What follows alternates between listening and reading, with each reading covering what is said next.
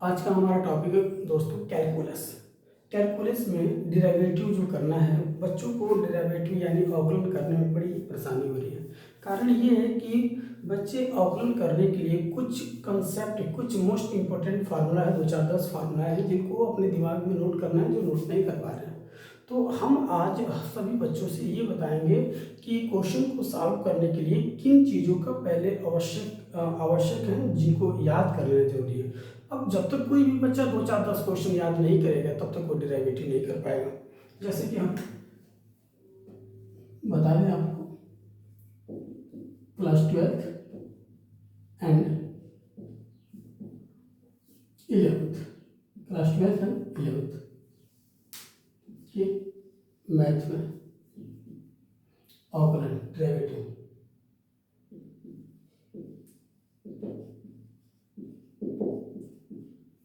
अवकलन या अवकलज कहते हैं, कैलकुलस का ये पार्ट है। इसमें कोई भी function y equal to fx के रूप में देता है और इसका अवकलन करते हैं तो हम लिखते हैं डेरिवेटिव विथ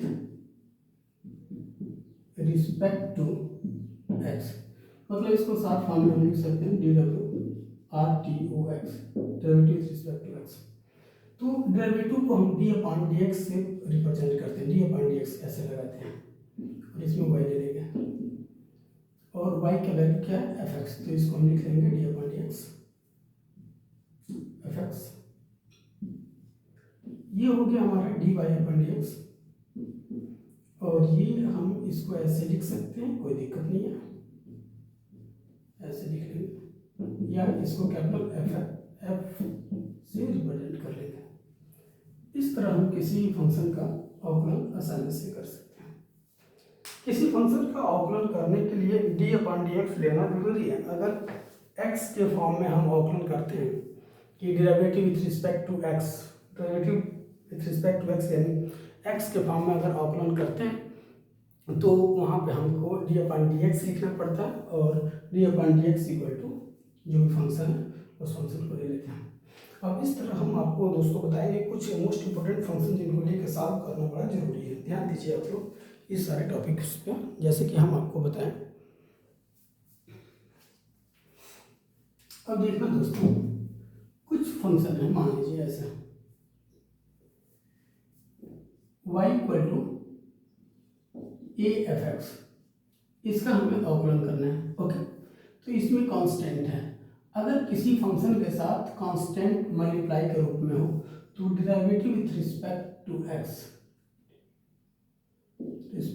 जब उसका x के सापेक्ष अवकलन करते हैं तो उसमें हमें करना ये होगा कि कांस्टेंट को कॉमन कर लेंगे, मतलब बाहर निकालेंगे और केवल फंक्शन का ही हमें डेरिवेटिव करना होता है।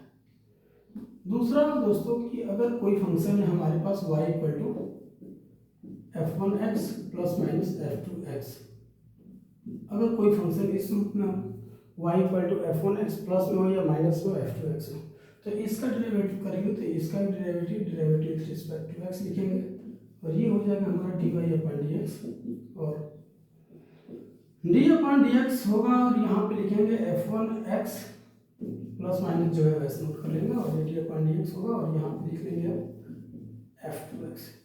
ये हमारा कंसेप्ट है। इसी तरह दो फार्मूला और होगा हमारा डिवाइड और मल्टीप्लाई के रूप में, जिसको हम बताएंगे। ध्यान दीजिए, जैसे कि इसको हम इरेज करते हैं और इरेज करके आपको दिखाते हैं।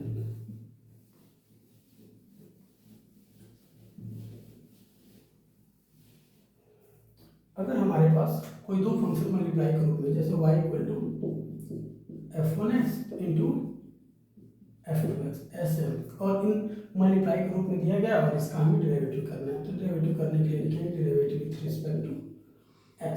तो ये हो जाएगा दोस्तों dy/dx, मतलब, और इसको लिख लेंगे d/dx, ब्रैकेट में होगा हमारा f1x इंटू f2x। ओके, अब इसको डेरिवेटिव करने के लिए हम पहले वाले को कॉमन कर लेते हैं f1x और सेकेंड वाले का डेरिवेटिव करते हैं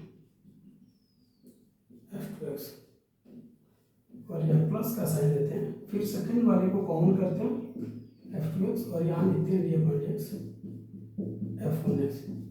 इस तरह डेरिवेटिव इस पूरे फंक्शन का हो जाएगा, जिसको हम लिख लेंगे यहाँ पे f1x इंटू f2x, इसका डेरिवेटिव f1x इंटू f2x का डेरिवेटिव। अगर इसको कई जगह इस फॉर्मूले को u इंटू v के रूप में भी लिखा जाता है, तो अगर u इंटू v के रूप में है तो कोई दिक्कत नहीं है, बस f1 की जगह u और f2 की जगह v रख लेंगे दोस्तों। तो इस तरह अगर दो फंक्शनों का गुणनफल के रूप में आपको मिल जाता है अवकलन करने को, तो फर्स्ट को कॉमन करके सेकंड का अवकलन करते हैं और प्लस का साइन देते हैं, और फर्स्ट को सेकंड को कॉमन करके फर्स्ट का अवकलन करते हैं। इसी तरह दोस्तों हम आपको बता दें कि अगर आपके पास फंक्शन हो जैसे कि डिवाइड के रूप में हो, डिवाइड के रूप में, तो डिवाइड के रूप में हो तो उसके लिए आपको हम फार्मूला बताते हैं। मान लीजिए कि y अपान f1 x अपान f2x है, f2x और इसका डेरिवेटिव करना है, तो derivative with respect to x तो लिखेंगे और यहाँ लिख लेंगे d/dx यानी y, मतलब कि d/dx हो जाएगा और यहाँ हो जाएगा दोस्तों f1x बाई f2x। अब इसका अवकलन करने के लिए सबसे पहले f2x को नीचे वाले को जो डिनोमिनेटर के रूप में है नीचे वाला उसको काउंट करते हैं और फर्स्ट यानी ऊपर वाले का अवकलन करेंगे, यहाँ होगा f1x, माइनस का साइन लेंगे। अब यहाँ पे हम f1x को काउंट करेंगे और यहाँ होगा d/dx और यहाँ हम f2x लिखेंगे और यहाँ हो जाएगा बटे में f2x का होल स्क्वायर। मतलब अगर कोई फंक्शन डिवाइड के रूप में, जैसे कि y का कोई वैल्यू है, y कोई फंक्शन है और y का वैल्यू है f1x अपान f2x और इसका हमें डेरिवेटिव करना है, तो इसका डेरिवेटिव करने के लिए ये डिवाइड मेथड के रूप में करेंगे। तो पहले नीचे वाले को हम यहाँ पे f1x अपान f2x लिख लेते हैं, फिर नीचे वाले को हम काउंट करते हैं, फिर फर्स्ट का डेरिवेटिव करते हैं, माइनस लगाते हैं, फिर फर्स्ट को कॉमन करके सेकंड का डेरिवेटिव करते हैं और पूरे का बटा यानी y में लिखते हैं f2x का होल स्क्वायर, पूरे का होल स्क्वायर। इस तरह दोस्तों हम आपसे बता दें कि ये चार फार्मूला हो गए। जैसे कि पहला हम बताएं कि अगर किसी भी फंक्शन में कांस्टेंट मल्टीप्लाई के रूप में हो तो उसको कॉमन कर लिया जाता है, केवल फंक्शन का डेरिवेटिव किया जाता है। दूसरा प्लस और माइनस के रूप में अगर कोई फार्मूला दे दिया जाता है, फंक्शन दे दिया जाता है और उसका अगर हमको डेरिवेटिव करना होता है तो हमें प्लस माइनस से कोई मतलब नहीं रहता है, प्लस का प्लस और माइनस का माइनस रहेगा और जैसे ही फंक्शन हमारे पास होगा उस फंक्शन का वैसे ही डेरिवेटिव कर देंगे। सेकंड कंडीशन हमारे पास रहा दोस्तों कि अगर कोई फंक्शन मल्टीप्लाई के रूप में हो f1x इंटू f2x के रूप में हो, तो अगर मल्टीप्लाई के फॉर्म में हो कोई फंक्शन और इसका अगर हम डेरिवेटिव करें तो सबसे पहले हम फर्स्ट को कॉमन करके सेकंड का डेरिवेटिव करते हैं और प्लस लगाते हैं, फिर सेकंड को कॉमन करके फर्स्ट का डेरिवेटिव कर देते हैं। और फिर अगर कोई दूसरा फंक्शन हमारे पास डिवाइड के फॉर्म में हो, जैसे कि y = f1x अपान f2x और इसका अवकलन करना हो, हमें डेरिवेटिव करना हो, तो इसको हम पहले dy/dx लगा लेते हैं और उसके बाद इसको लिखते हैं। पहले नीचे वाले डिनोमिनेटर को कॉमन करते हैं, ऊपर वाले डिनोमिनेटर का अवकलन करते हैं, माइनस का साइन लगा के फर्स्ट यानी f1 को कॉमन करते हैं, नीचे वाले का डेरिवेटिव करते हैं, पूरे का बटा करते हैं यानी बटे में लिखते हैं और फिर नीचे वाले f2x का होल स्क्वायर करके छोड़ देते हैं। इस प्रकार दोस्तों ये संपूर्ण अवकलन हमें प्राप्त हो जाता है, फाइंड होता है। अब हम इसी के बेस पे कुछ चीज़ों का हम अवकलन यानी फार्मूला बताएंगे कि किसका फार्मूला क्या होता है और कैसे होता है दोस्तों। तो इस बात को आप थोड़ा नोट कर लीजिएगा, गौर से देखिएगा कि किसी चीज़ का अवकलन करने के लिए मोस्ट इम्पोर्टेंट यानी कुछ फार्मूला, बेसिक कुछ फार्मूला हमको याद करना पड़ता है। और अगर हम इन फार्मूलाओं को याद नहीं करते हैं तो दोस्तों आपसे हम बता दें कि फिर अगर आप लोग मैथ पढ़ते हैं और आप लोग को फार्मूला याद करने में कठिनाइयाँ हो रही है, समस्या हो रही है, प्रॉब्लम हो रही है, तो फिर आप लोग मैथ मत पढ़ें, क्योंकि मैथ्स तो उन्हीं लोगों को आएगा जिनको फार्मूला याद होता होगा, जिनको प्रैक्टिस करना आता होगा, जो एक ही क्वेश्चन को 10-10 बार करके प्रैक्टिस करते होंगे। क्योंकि बिना प्रैक्टिस के मैथ तो आना पॉसिबल है ही नहीं। मैथ सीखना है तो प्रैक्टिस होना चाहिए और प्रैक्टिस जिसकी रहेगी मैथ उसी को आएगा। और एक और बात कि फार्मूला को याद करना जरूरी है। मैथमेटिक्स के स्टूडेंट अगर फार्मूला याद ना करें और सोचे कि कोई ट्रिक मेथड से सॉल्व कर लें, तो दोस्तों हम बता दें कि ये एग्जाम है और एग्जाम के कंपटीशन के क्वेश्चन के लिए चाहे किसी भी तरह कर लिया जाए, बेसिक फंडामेंटल तो आपको आना चाहिए। अगर आपको बेसिक नहीं आता है, फंडामेंटल नहीं आता है, तो आपके बस की बात नहीं है कि आप किसी भी टॉपिक को कम्प्लीटली सॉल्व कर पाएंगे। और कम्प्लीटली सॉल्व करने के लिए दोस्तों आपको फार्मूला आना एकदम जरूरी है। ओके, इसको हम डिलीट करते हैं। आप आगे देखिए, ये स्मार्ट बोर्ड नहीं है इसलिए इसको तो मिटाना ही पड़ेगा।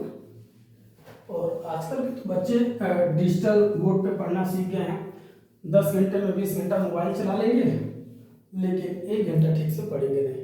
तो दोस्तों हम बता दें कि कुछ चीज़ें होती हैं जिनको डिजिटल बोर्ड से भी बेहतर आपको सिंपल बोर्ड पे बताया जा सकता है। ओके, आइए अब हम कुछ रूल्स का डिस्कस कर लेते हैं। जैसे फार्मूला नंबर फर्स्ट, अगर y equal to f x हो और एफ एक्स का वैल्यू कुछ कांस्टेंट हो, तो ध्यान दीजिएगा दोस्तों, जब हम डिराइवेटिव करते हैं derivative with respect to x, तो कांस्टेंट का डिराइवेटिव यानी 0 होगा दोस्तों। इस बात को याद रखें आप, मतलब dy अपॉन dx करते हैं और यहाँ पे हमारा हो जाएगा डी अपॉन dx, यानी कांस्टेंट, कुछ भी कांस्टेंट के रूप में जो कुछ लेंगे उसका रिजल्ट हमारा 0 होगा। लेकिन अगर हम y equal to f x यानी कुछ लेते हैं, कुछ फंक्शन ले लेते हैं जैसे कि x पे पावर n, और y equal to f x यानी x पे पावर n, इसका अगर डेरिवेटिव करते हैं तो इसको हम लिखते हैं derivative with respect to x के सापेक्ष अवकलन करने पर, तो ये हो जाएगा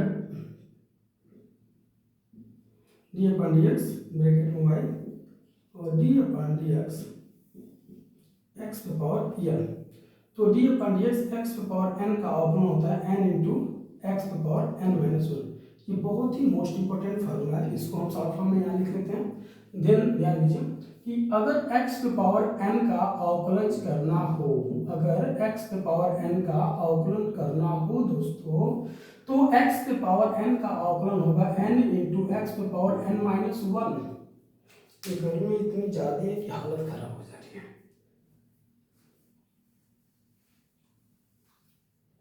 डी अपॉन डी एक्स पे power n equal to n into x power n minus 1, ये आपका फार्मूला हो जाएगा।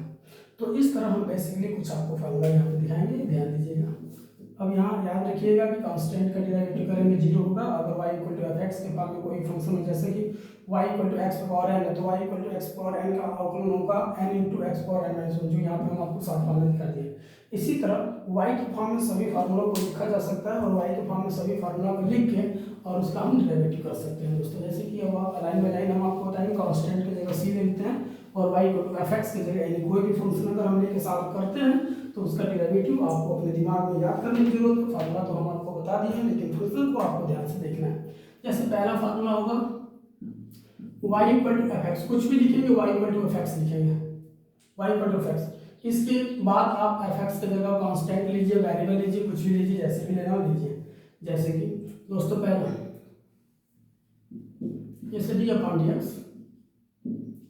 और ये सी है, सी फॉर कांस्टेंट, इसका अवकलन 0 हो जाएगा।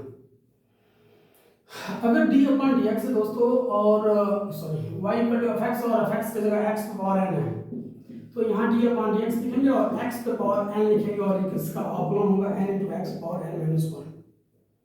इसी तरह अगर हम अगला लेते हैं डी अपॉन डी एक्स और लॉग x लेते हैं जिसका बेस e हो, तो इसका होगा 1 अपॉन x। अगर हम ये कहते हैं दोस्तों कि डी अपॉन डी एक्स और लॉग x बेस a लेते हैं, तो ये होगा 1 upon x log a base e। ध्यान देते रहिएगा। नेक्स्ट है हमारा, अगर हम डी अपॉन डी एक्स और इसके जगह पे, ये तो मोस्ट इंपोर्टेंट है कि कांस्टेंट का डेरिवेटिव 0 होगा, एक्स पावर n का derivative n into x power n minus 1 होगा, log x बेस e का डेरिवेटिव 1 अपॉन x होगा, log x बेस a का derivative 1 upon x log a base e होगा। इसी तरह आगे की तरफ अगर हम बढ़ते हुए चले जाते हैं दोस्तों, तो अगर हम ये कहते हैं कि 1 अपॉन x का डेरिवेटिव क्या होगा, तो ये होगा दोस्तों 1 upon minus 1 upon x square हो जाएगा इस तरह, क्योंकि इसके लिए इसी फार्मूले भी बहुत ही इंपॉर्टेंट फार्मूला है, इसका आपके दिमाग में एकदम फिक्स हो जाना चाहिए कि मैक्सिमम क्वेश्चन इसी पे सॉल्व होंगे। जैसे कि नेक्स्ट अगर हम बताएं, इसी फार्मूले के बेस पे बताएंगे, अगर रूट में x दिया हो और पूछ रहा हो कि इसका डेरिवेटिव क्या होगा, तो रूट में x दिया हो और इसका डेरिवेटिव पूछा जाए तो ये हो जाएगा दोस्तों, रूट में x है तो ये हो जाएगा 2 root x, 1 upon 2 root x हो जाएगा। ठीक है, अब इस तरह हम x के रूप में जो भी फंक्शन दिए गए हैं उनका तो हम डेरिवेटिव आसानी से ज्ञात कर सकते हैं, जैसे कि 1/x हो गया, log x बेस e हो गया, x पावर n हो गया। अब इस तरह हमारा नेक्स्ट होगा, जैसे कि दोस्तों d/dx हो और e पे पावर x दे दिया हो और इसका अवकलन ज्ञात करना, तो e पे पावर x का अवकलन e पे पावर x ही होता है। अब इसके बाद हम कुछ साइन के मतलब ट्राइगोनोमेट्रिकल फंक्शन लेते हैं। ट्राइगोनोमेट्रिकल फंक्शन भी बहुत ही इंपॉर्टेंट है दोस्तों, जैसे कि d/dx और इसमें हमने sin x लिया। बस नोट करते रहिए, आप लोग ध्यान देते रहिए, याद करने की जरूरत है, याद करिए। cos x हो गया, d/dx, यहाँ tan x ले लेते हैं, d/dx sec x d/dx cot x और यहाँ हो जाएगा d/dx cosec x। तो देखिए यहाँ पे हम 6 फंक्शन लिख दिए और 6 फंक्शन का अवकलन आपको ज्ञात करना जरूरी है। sin x का होगा दोस्तों cos x अवकलन, cos x का होगा minus sin x, tan x का होगा दोस्तों sec square x, sec x का होगा दोस्तों sec x into tan x, cot x का होगा माइनस cosec स्क्वायर x और cosec x का होगा minus cosec x into cot x। Normally ये आपका डेरिवेटिव हो जाएगा। तो दोस्तों इस तरह अगर y equal to f x कोई भी फंक्शन, तो y की जगह c हो, x पावर n हो, log x बेस c हो, log x बेस a हो, या 1/x हो, या रूट x हो, या e पावर x हो, या sin cos tan sec cosec और कॉट में से कोई भी हो, y इक्वल टू ही होगा और उसका जब हम अवकलन करेंगे x के सापेक्ष ही करेंगे। अगर कांस्टेंट फंक्शन है, केवल कांस्टेंट है, तो उसका डेरिवेटिव 0 होगा। लेकिन अगर कोई भी कांस्टेंट किसी वेरिएबल के मल्टीप्लाई में हो, प्रोडक्ट में है, तो उस कांस्टेंट को कॉमन कर लेते हैं और कांस्टेंट को कॉमन करने के बाद केवल वेरिएबल का ही हम डेरिवेटिव करते हैं और वेरिएबल का डेरिवेटिव 0 नहीं होता है। उसके लिए सारे फार्मूला जो दिया गया है अप्लाई करेंगे। एक बार और बता दें दोस्तों, x पावर n का अवकलन है into x power n minus 1, log x base e का अवकलन 1/x, log x base a का अवकलन 1/x, log a base e 1/x का डेरिवेटिव हमें minus 1/x square, root x का derivative 1/2 root x, e power x का derivative e power x, sin x का derivative cos x, cos x का derivative minus sin x, tan x का derivative sec square x, sec x का derivative sec x into tan x, cot x का derivative minus cosec square x and cosec x का derivative minus cosec x into cot x होता है। दोस्तों इस प्रकार आपको अपने दिमाग में डेरिवेटिव करने के लिए सभी फार्मूलों को ठीक से लर्न कर लेना जरूरी है। अगर आप सभी फार्मूलों को ठीक से लर्न नहीं करते हैं तो हम आपसे बता दें कि आप कभी भी मैथमेटिक्स नहीं सीख पाएंगे। जब तक घर पे 10 मिनट 20 मिनट आधा घंटा आप फार्मूला को याद करने के लिए समय नहीं देंगे, तब तक आपकी बस की बात नहीं है कि आप डेरिवेटिव सीख लें। डेरिवेटिव सीखने के लिए कम से कम आपको इतना फार्मूला याद करना पड़ेगा। इसके अलावा 5-6 फार्मूला और है दोस्तों जो हम आपको बता दें, जो बेसिक फार्मूला है। बेसिक फार्मूला जब आप अपने दिमाग में नोट कर लेंगे तो ही आप किसी भी क्वेश्चन को सॉल्व कर पाएंगे डेरिवेटिव। और आपको पता होना चाहिए कि आज के डेट में कैलकुलस बहुत ही मोस्ट इंपॉर्टेंट टॉपिक बन चुका है मैथमेटिक्स का और बहुत ही ब्रॉड कंसेप्ट भी है इसका, क्योंकि कैलकुलस अगर आप नहीं जानते हैं तो आप फिजिक्स, केमिस्ट्री एंड ढेर सारे साइंस के क्षेत्र में जो टॉपिक्स दिए जाएंगे उनमें आप पूर्ण रूप से स्टडी नहीं कर पाएंगे। इसलिए आपको कैलकुलस का मैथमेटिक्स सीखना अति आवश्यक है दोस्तों, तो आपको सीखना ही पड़ेगा। 2-4 और फार्मूला बचाए इन बेस फार्मूलाओं के साथ और उन सबको आपको सीखना पड़ेगा। जिस तरह इन फार्मूलाओं को आपको याद करने के लिए प्रेशर दे रहे हैं दोस्तों, उसी तरह हम 6 फार्मूला और बताएंगे इससे रिलेटेड जो इनवर्स फॉर्म में होगा, जो आपको सीखना अति आवश्यक होगा।